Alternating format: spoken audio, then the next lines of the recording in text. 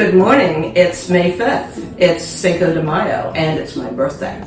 And in honor of the holiday and my birthday, I thought we would do something a little bit fun. Because Cinco de Mayo is pronounced Cinco de Mayo by some, and some pronounce it Cinco de Mayo. So as I'm feeling quirky and sassy on my birthday, I thought we would make mayo. And this is my favorite recipe for homemade mayonnaise. It comes from my cookbook. And it's also a Hellman's recipe. So let's get at it. So let's make mayo. It's going to be a super easy, super fast process, and you'll never buy store-bought mayonnaise again. So here we go.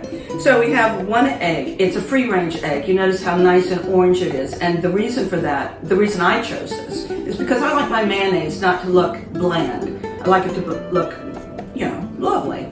And so we're going to start with that. What we have today is a cup and a quarter of oil. You can use any oil you like. Some people have used olive oil. I don't like olive oil. So I don't like it in the mayonnaise. So this is vegetable oil. You can use corn oil. You can use saffron or canola, whatever you like. Olive oil is just a little too strong for me in that. We're going to use a teaspoon of salt. We're going to use a teaspoon of Coleman's dry mustard. We're going to use 3 tablespoons of lemon juice. Today I'm using lime juice.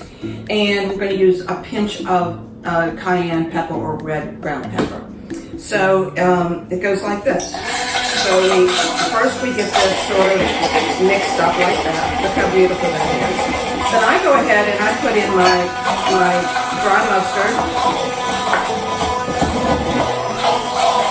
And the salt.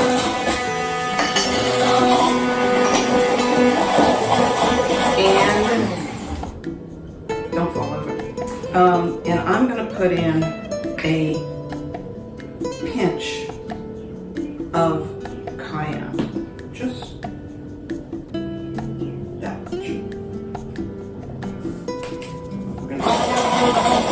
Okay, now everything's nicely mixed. We're going to start adding the oil. We're going to add half of the oil first.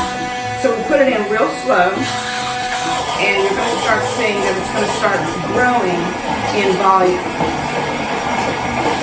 You see how nice that comes up?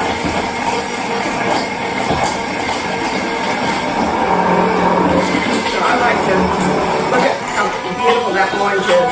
That mayonnaise, the color of it.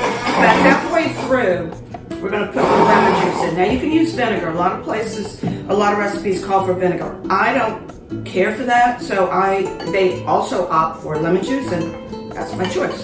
So we're going to put in the lemon juice.